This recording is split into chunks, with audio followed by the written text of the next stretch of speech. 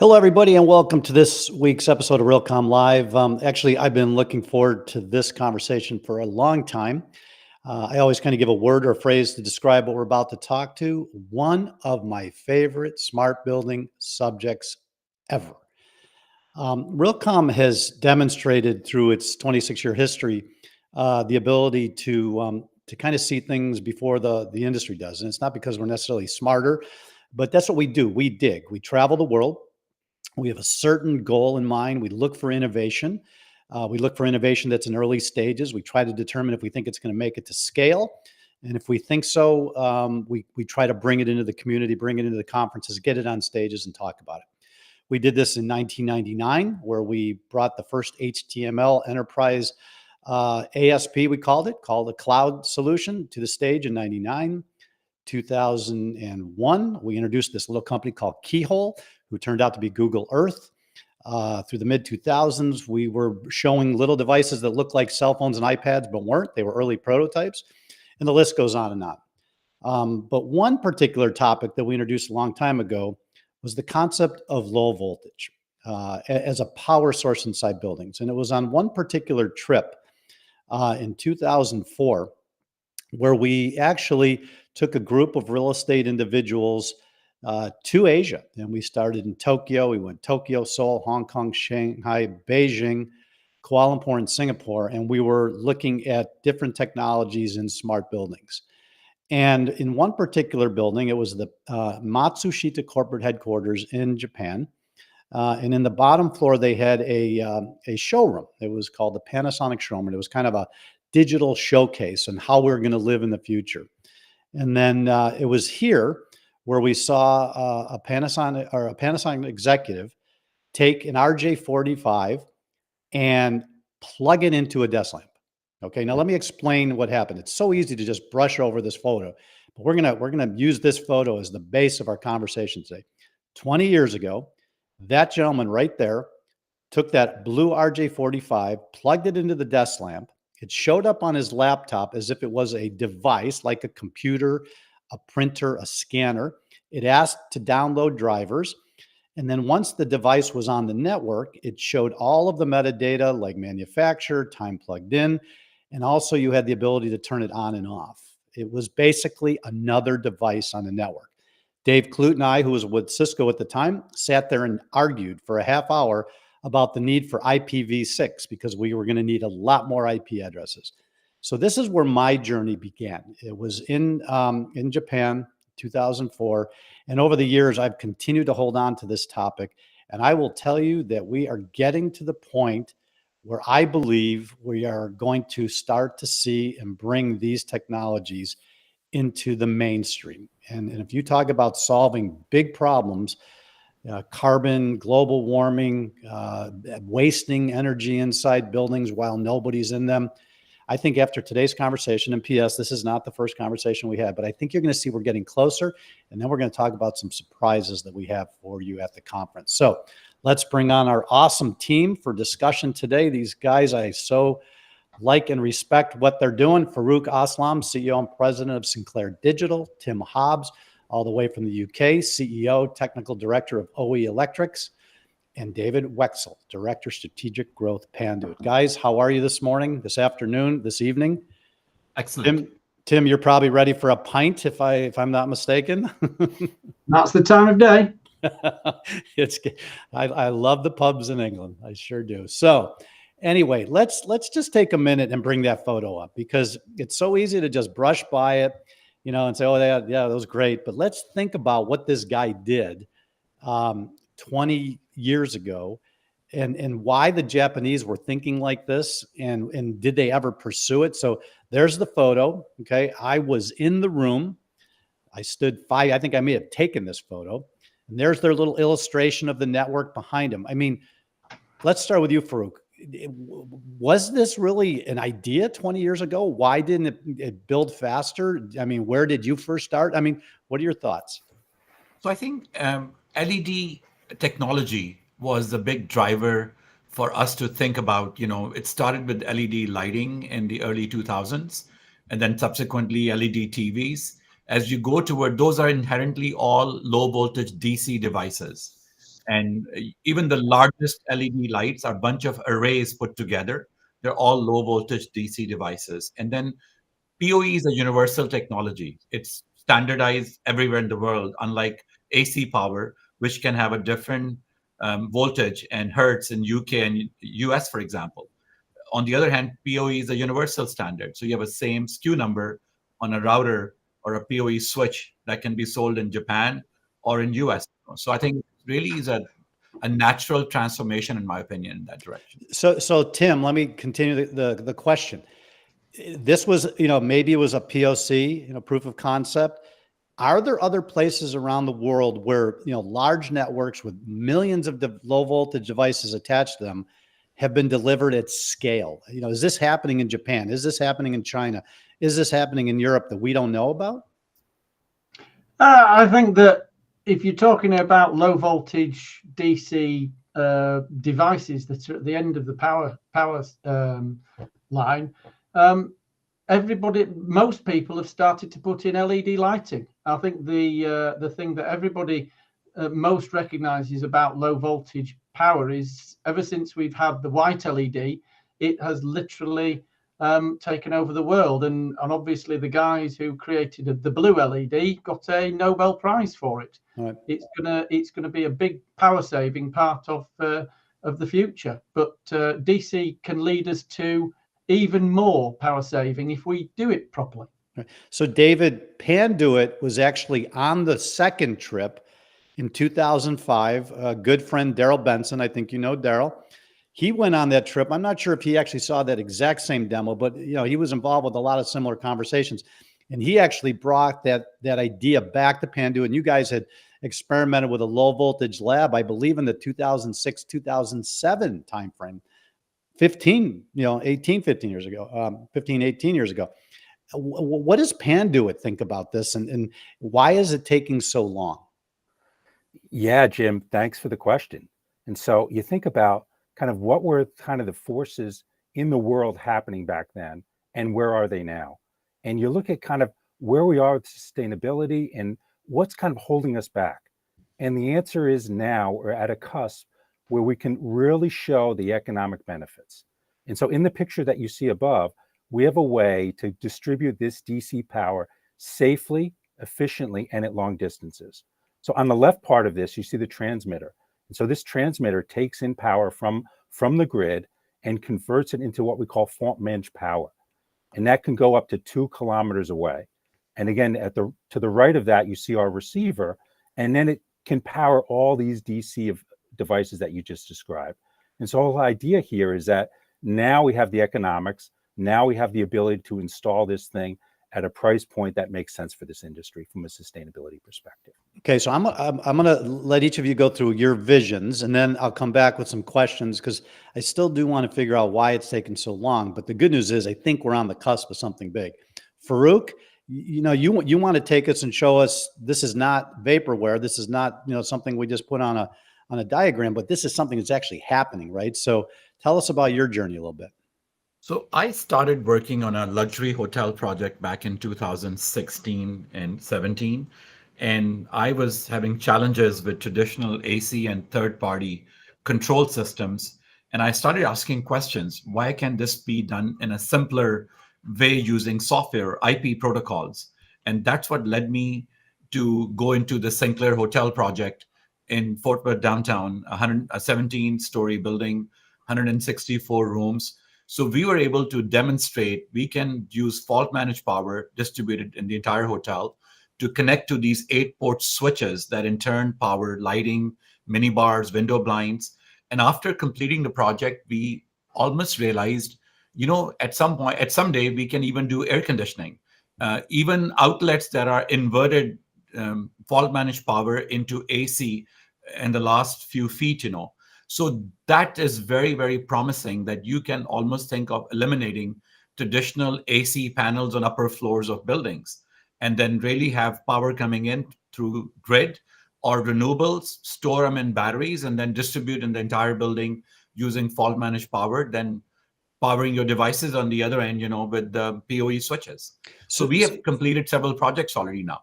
Right. So we got Sinclair Hotel, Hotel Marcel, Southwest offices, LG, SS, Amazon, Nick. These are real projects, These right? are real projects that have been completed over the last 6 years. And then we are recently coming out of completing a 400,000 square feet warehouse building with smart lighting controls. And that's the largest deployment. So it's scaling very well, you know. Right. That's the next slide, I think, with the lab, The picture on the very top left there, that's a Mauser. huge Mauser distribution warehouse. It's over 400,000 square feet. It has 350,000 feet second phase added that you see in the distance there in the picture. So very impressive how it's scaling and performing very well. You know. So it's pretty safe to say that the reason that your projects were able to move at the speed they do in some cases is because you were a developer, you were the one signing the checks and with the vision. Oh, and PS, you happen to have a little bit of engineering in your DNA, and you took a little different approach to this than the average developer, correct? I personally think this is a simpler architecture if you really analyze it. I always give the analogy of EVs. They are simpler as cars than gasoline powered cars. Just because initial battery development costs are higher, long term they will be cheaper and simpler. No more mechanics, no more having to change oils on scheduled maintenance. Just a software upgrade like your cell phone does, when you're sleeping, the software upgrades. I happen to drive a Tesla. I can really compare the two. This is the Tesla moment for commercial buildings. Well, and we're going to get to that question in a second, but I have one more quick question for you. How are the electrical unions going to deal with this? So I'm speaking more on NECA chapter conferences every month, and they are really getting excited because it simplifies a lot of their work. They have so much work out there. This is really helping them. So we are working with electrical contractors in every job, and they love it. Okay. Tim, you're all the way at the end of this chain. You're in the room where all the equipment is. Why don't you give us a little bit of your background and tell us a little bit about your story and your perspective? Well, ever since the open plan office, which started back in the 60s and 70s, people have needed to get power into the middle of the room. OE has been around since the mid 80s, and we've been providing an AC distribution of power within that room. So we do, as Farukh said, we've been doing effectively the last few feet to the workstation, to a media wall, and to everything else. But it's all connected to an AC plug outlet in the wall.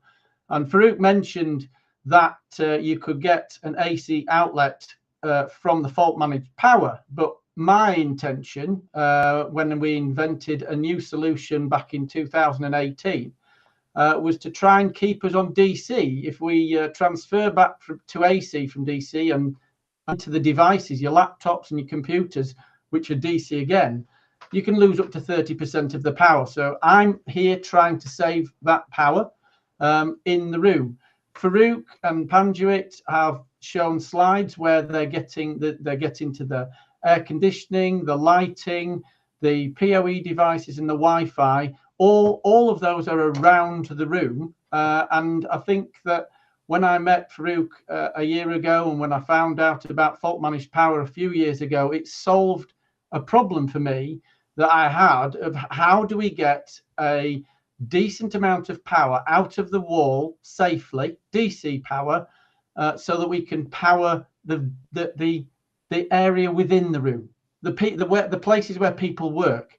And what we've managed to do, and we're partnering with Panduit and the like, is to get power into a charging cart on the left of this picture, so that you can power a number of batteries safely from a fault managed power outlet in the wall.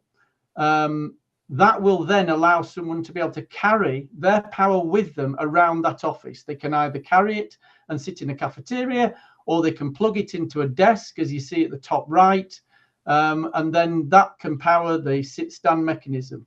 The more and more devices that are coming on the market now that are all DC powered and low voltage because of USB Type-C charging, that means that there's just more and more out there that actually will work inside an office. And at a time with construction, costs so high, And the idea of flex hybrid offices, meaning offices that morph throughout the day, the idea of putting an outlet buried in concrete in the middle of the floor that only needs to be moved 3 weeks after you move in, this gives you an alternative. I'm not saying plugs and walls go away, because they don't, not in the near future. However, this gives you some flexibility where the desks can be moving around carrying their own power source, correct? Everything can be moved around, and you don't need to core drill floors anymore. Every device in the office can be powered with DC. And I think that where David and Panduit and Farukh have put together solutions that can distribute power, fault managed power, and then PoE round the room and round the walls of the building. What we're bringing is that last few feet to all the people inside the room, and it requires the safety of fault managed power to do it. And Farukh, back to you real quick, just to be clear, we've got a lot of different devices that are going to attach to this this DC low voltage network. We've got cameras, we've got shades, we've got, I believe you're working on mini fridges, bars for a hotel room. I mean, ultimately, many of the devices we use in our daily lives are already low voltage. It's just we convert them with those little bricks to the AC that we can plug into the wall. Fair? That is straight. So if you notice, most of your chargers, if we own several hotels, when guests come in, what are they using outlets for? To charge their phone, laptop, any device, and those are inherently DC low voltage devices. You have a little brick connecting to AC power, inverting that AC into DC. So we can now use this low voltage DC to provide outlets on the headboard or in the room that are USB-C outlets. And we are seeing them in cars now as charging ports available. So that's becoming a universal standard Type C. Type C outlets are becoming more, and Europeans are leading us in terms of standardizing. Now, the new iPhone is Type C charging port. All the phones are Type C. I wish when I fly on American Airlines, there behind the seat is also a Type C port, because there's still some old infrastructure there, from USB. It's going to take time. I mean, you just don't go from a world of AC and clunky plugs in Europe and the United States and different ones all around the world. It doesn't happen overnight, but I definitely can see the trajectory. And most devices, it's the beauty of IP addresses, which can really pinpoint, route power, route data to the respective devices.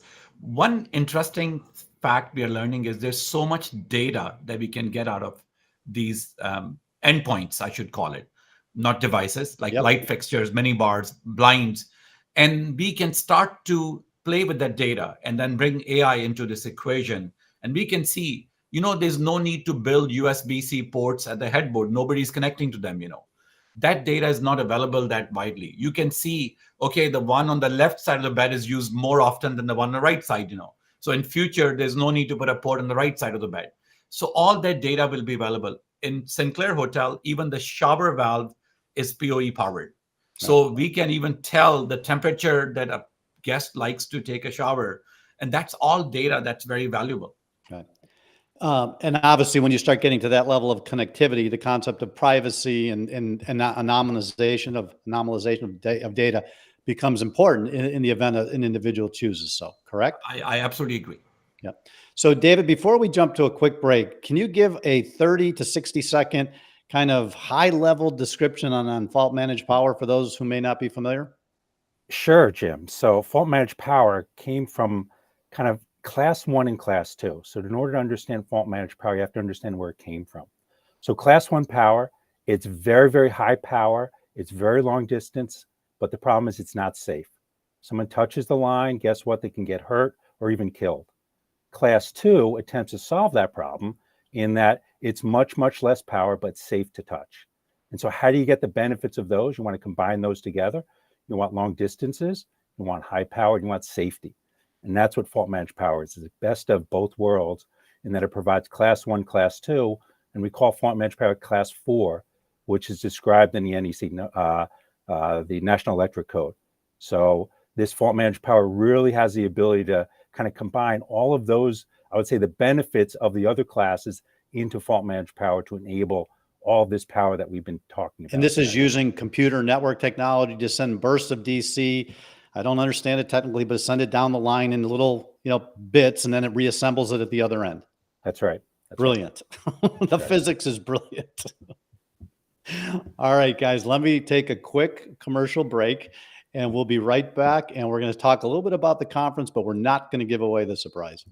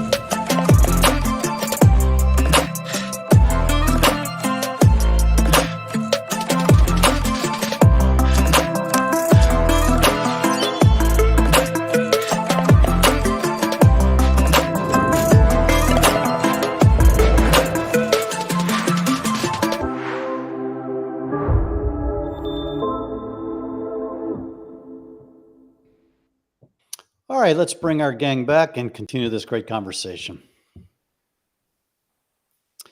All right, so guys, I got a couple more fundamental questions for you. This one, I can't seem to get the answer no matter who I talk to, but the three of you are very smart. Maybe you can add some insight. So I think it was 2006, 2005 or 6. Again, think about my low voltage journey. Where one of our events, the last screen that we put up on the general session, the closing general session at the time, was Elon Musk is to the automobile industry as X is to the commercial building industry. Who is X? In other words, who's going to apply this new concept? Who's going to electrify buildings versus electrifying a car? Now, from a logic standpoint, approximately 21% global energy goes to transportation and approximately 44% goes to buildings, which, by the way, are usually empty a good amount of time. So buildings are empty at 3 o'clock in the morning on Saturday, and yet the air conditioning blows and the heat. So the question, Farukh, we'll start with you. Why is it taking so long to bring this topic to the built environment as compared to the automobile? So I am also a building owner or commercial developer. My personal take is building owners or real estate developers are not risk takers. That's my first observation. We see so much innovation in our lifetime. I'm 59 years old. I've seen life without a pager and a cell phone, without a computer, email. But buildings, if you look at the electrical network in buildings, it hasn't changed in 100 years. Nope. Just the color of the panel has gone from a gray to a little bluish now. That's about it. The same style of breakers. I just honestly think they make brand new appliances and devices and make them work with the existing AC, alternating current infrastructure. Nobody's pushing the alternate that's out there and available, and somebody's got to get up and do it. I think it's the age-old philosophy: don't fix something that's not broke. So, right. But it is broke because we're using 44% of the global energy, to power, heat, cool buildings that in some cases are only 20% occupied, utilized, I should say. I'll also say the budget on low voltage DC is increasing. For example, power over Ethernet started at 15 watts in 2003, and it's 90 watts now. And there's a brand new technology, XPOE, which can take you up to upwards of 130 watts, So it's just got approved as a standard. So those are very healthy, positive developments in the industry. We were on the phone with Cisco the other day, and we're bringing them into this conversation for the conference. So excellent. Yeah. Tim, why automobiles and not buildings?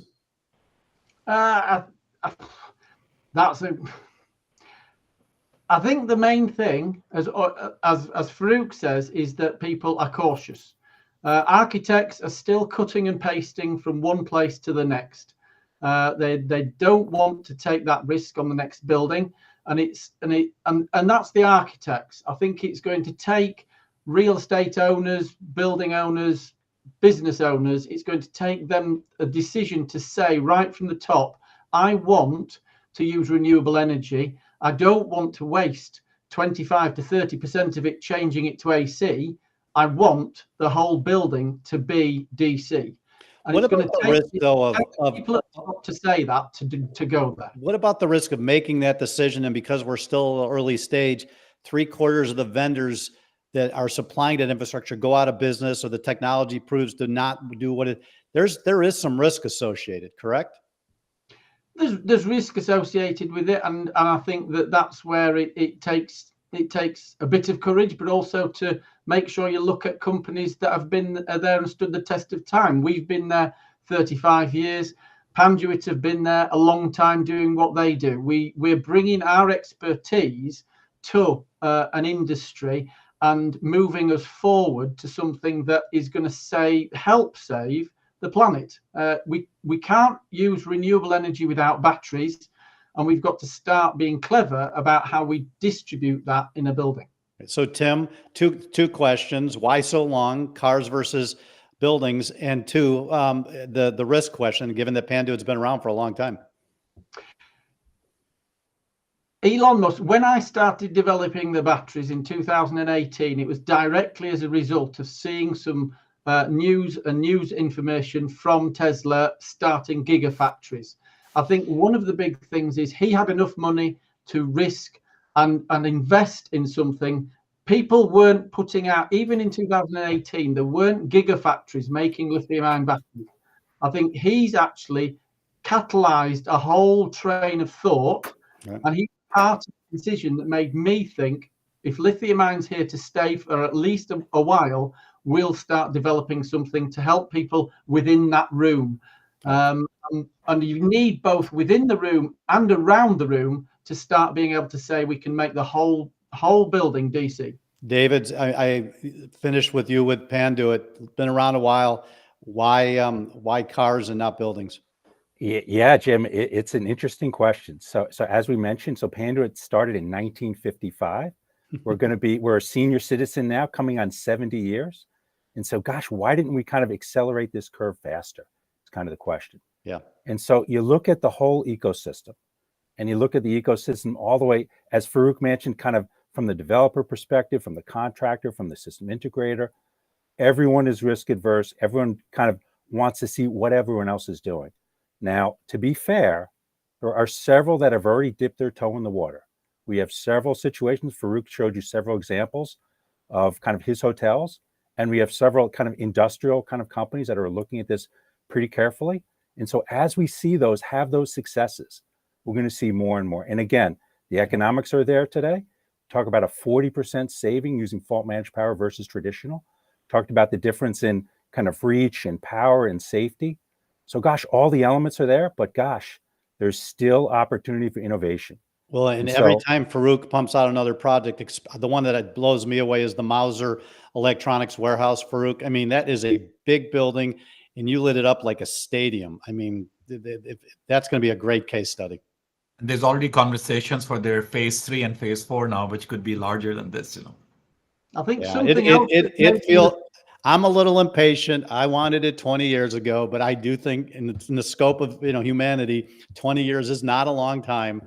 And I do think that this is the start of a new book that's going to, I think, proceed a lot faster than the last 20 years.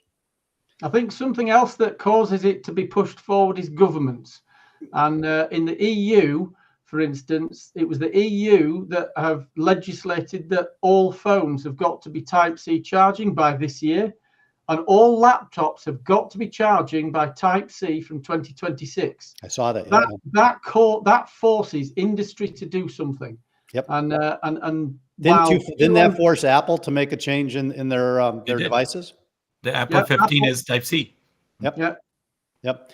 So, all right, we're going to wrap with this question, and be careful how you answer it. Okay, we're planning a little surprise at the conference. Without saying what it is, Farukh, 30 seconds, what would you tell people? Like, you got to be there. We're going to make history. What would be your statement without telling people what we're going to do? You will be wowed. You will be what? Wowed. Just like totally bedazzled, there. Is it going to be equally as cool as when we introduced Google Earth Keyhole in 2001? It could be even surprise from that. It could be a bigger surprise than that. The impact could be bigger. Tim, what do you say without giving it away? I think what we're bringing to the show is going to enlighten an awful lot of people about what the possibilities are. And as Farukh says, it's going to be a big wow. David, what do you say? It will light up your life. How's that? Be careful. So mine would be, I believe we're going to make history. I really do. I think I've been around, technology 35 years, been fairly good at calling paradigm shifts early. And I do think this could be the start of something really, really big. And I'm so grateful that all you guys are leaning in. I know you've been working hard behind the scenes to make a lot of different things happen for the conference. And hopefully the audience comes, sees, believes, and moves the ball forward. So thank you to all. And I'm sure we'll be in many conversations over the next few weeks before we get ready for Tampa. So thank you. Thank you. Awesome. Thank you, Jim. All right. Well, you can see that was that was fun. Okay. Because after a long time, we're finally seeing some ideas that were big ideas finally come to the point where they're going to be accepted by more and more people. And ultimately, I think are going to change the trajectory of how we power the planet Earth. And with that, that's exciting. I mean, that solves so many problems. So let's bring on Mr. Berger, because I believe he wants to do the news. Howard, got any articles in there about DC low voltage this week? Well, I wish I mean, that's a tough act to follow, Jim. Yeah. I honestly, I think this video will go down in history as one of the top points where, the conversation really, really started to take hold. Oh, I think so too. I think people will actually pin this video. Yeah. Well, and the other thing is, it's not just one technology, but it's a combination of different things where people won't have to try to figure out how to connect the dots. We're going to connect the dots for them in such a way that I think seeing will be believing. We'll get it. Yeah. I certainly hope so. It is, in my opinion, one of the biggest topics. So if anybody watching knows Elon Musk, take this podcast and put it on his Twitter feed. I think we may try. Elon, you got to watch. And I think if we can get his attention, that might bring some good things to the momentum. So let me get out of your way. You do the news, and I'll be back when you're done. Thanks, Jim. I'm excited. And thank you, Tim, David, Farukh. Great conversation. And just reiterating, that's going to be front and center at the whole conference in Tampa next month. So everybody, you've got to see this. So moving to the news, here's a few stories from Thursday's weekly news briefing. First, drum roll, please. We just announced the nominations for this year's Digi Awards.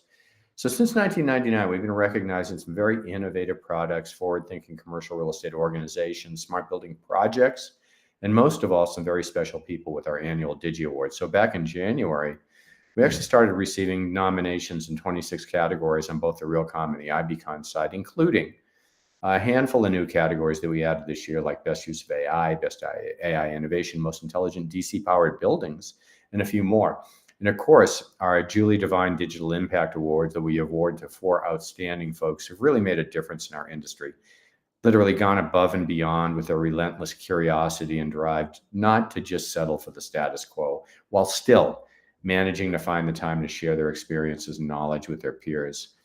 Plus, at the Digi Award ceremony at the conference, we're going to be naming the recipient of this year's Lifetime Achievement Award. And that honors our industry pioneers, those individuals who've devoted 20 years or more to extraordinary contributions and achievements to technology in the commercial corporate real estate industry. So have a look at the Digi nominations announcement. Congratulate your friends on the list. Make sure you join us in a little less than 4 weeks on the waterfront in Tampa for a grand reception and the announcement of the finalists at our Digi Award ceremony. Next, from this week's technology partner, an article entitled The Unrealized Value of Smart Building Solutions by Jared Saller, Director of Engineering of Emerging Tech at Crux Systems. So in this article, Jared argues that smart building systems haven't reached their full potential due to integration and management issues. Even though tech like IoT, AI, cloud computing have made buildings more efficient and user-friendly, managing all of the different apps and devices can be complicated and expensive. And to really make the most of these systems, you need a mix of cloud and on-prem solutions. This means managed edge computing and containerization to boost security, cut costs, streamline operations with real-time decision-making and better resource use.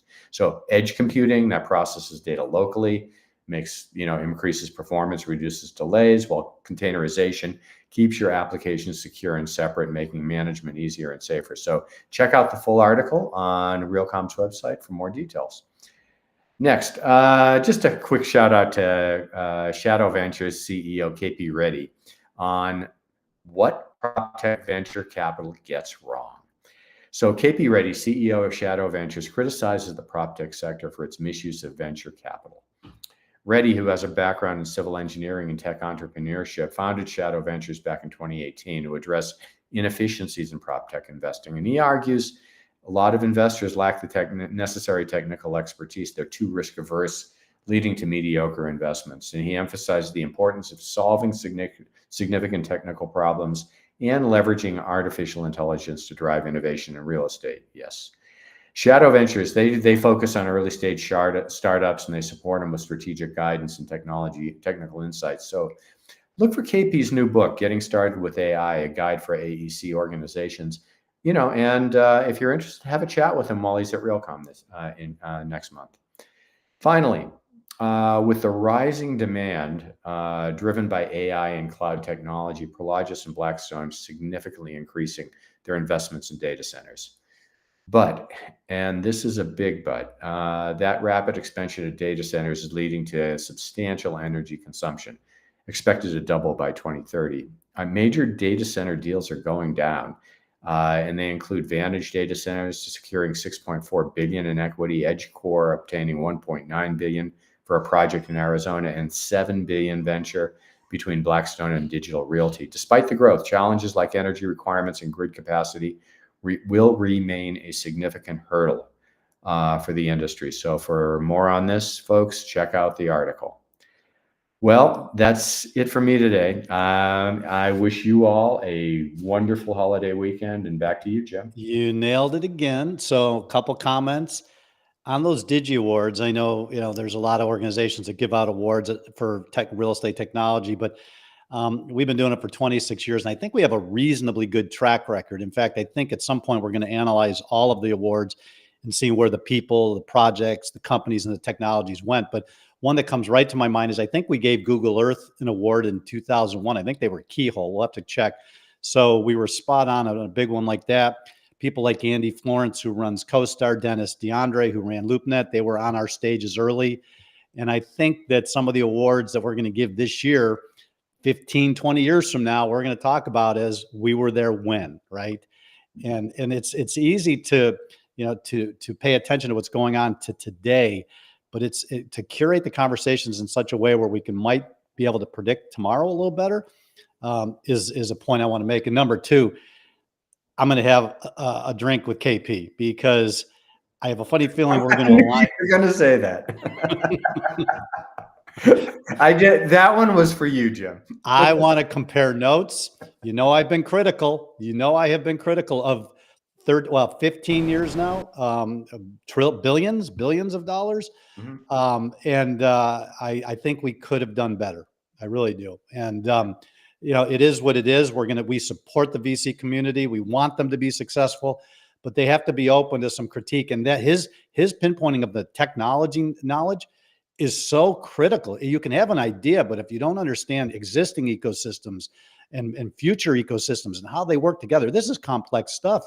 You can't just, invest in a company based on an idea. You have to understand the fundamentals. And I think a lot of folks do not. And I think that if that's his point, I totally agree. So yeah. No, that was a good one. Good. I want to meet him. I don't know him. I want to meet him, and I want you to introduce me. And we're gonna find at least 30 minutes. And I'm bringing a bottle of Shibui, 15. So I'm gonna join you in that conversation. I'm gonna carry it around, but the problem is by the end of the day, I may be hurting pretty bad. All right. Great job on the news. Thank you so much. Have a great weekend. Thanks. Good holiday. Bye, everyone. Have a great weekend. All right. Before we wrap, let's hear from our final sponsor, and I'll be right back. Manage and measure your entire facilities portfolio. FM Systems' all-in-one workplace management platform enable facilities, corporate real estate, security, IT, and HR professionals to maximize the use of their facilities, manage real estate costs in a smart way, and ensure employees and visitors have healthy, safe, and inspiring workplace experiences.